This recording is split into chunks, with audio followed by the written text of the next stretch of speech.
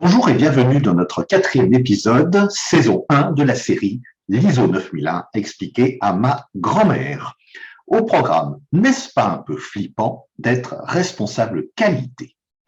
Quel est le rôle d'un responsable qualité? Eh bien, au départ, mettre en place le système de management de la qualité dans son entreprise et par la suite, sans cesse, chercher à améliorer, à faire évoluer ce SMQ. Donc, vous l'avez compris, il ne s'agit pas d'une fonction à caractère temporaire. Les désignations de postes peuvent varier d'une entreprise à l'autre. Directeur, directrice qualité, responsable qualité et de plus en plus fréquemment responsable QSE, ce qui signifie à ce moment-là que notre responsable qualité cumulera également des fonctions de responsable sécurité et de responsable gestion de l'environnement pour le compte de l'entreprise. Alors, quelles sont les principales missions d'un responsable qualité? Au niveau global, c'est la personne qui va animer, coordonner l'ensemble des actions menées pour manager la qualité dans son entreprise. C'est-à-dire qu'il va s'agir d'identifier les risques, les prévenir, d'identifier des opportunités, de mettre en place un plan d'action pour maîtriser ces risques et bien sûr de développer, de maintenir dans le temps cette démarche d'amélioration continue.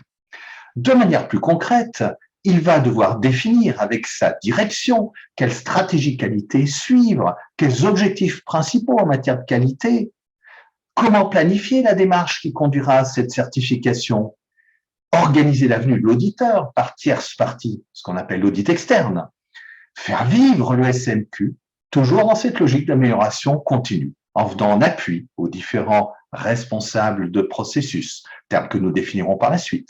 Il devra aussi organiser régulièrement des audits internes. Alors, quels sont les points essentiels pour être un bon responsable qualité? Alors, bien évidemment, connaître les différents services et activités de l'entreprise, être suffisamment organisé dans son propre travail, développer de réels talents de communication, d'écoute, d'empathie, de capacité à persuader, de capacité à créer un climat de confiance. Bien sûr, il faudra privilégier l'aspect pragmatique, concret, être le plus possible présent sur le terrain, côté des opérateurs, et bien évidemment comprendre le véritable esprit de la norme ISO 9001. Alors, y a-t-il des erreurs qui tuent? Oui, être omnubilé par la moindre virgule de la norme et non par ses fondements. Vouloir construire un SMQ trop compliqué, déconnecté de la réalité, donc qui démotive le personnel. Mais aussi, passer l'essentiel de son temps trop loin du terrain, dans des réunions peu utiles, derrière son écran d'ordinateur, être trop scotché à des graphiques savants, des courbes, des indicateurs. Et enfin, une autre erreur qui tue, c'est ne pas être suffisamment soutenu par sa direction. Mais responsable qualité est un beau métier. Sous les réserves que nous venons d'énoncer, quelque part, on contribue à faire évoluer positivement l'entreprise dans tous ces domaines. On dialogue avec tous les acteurs de l'entreprise en développant un climat de confiance.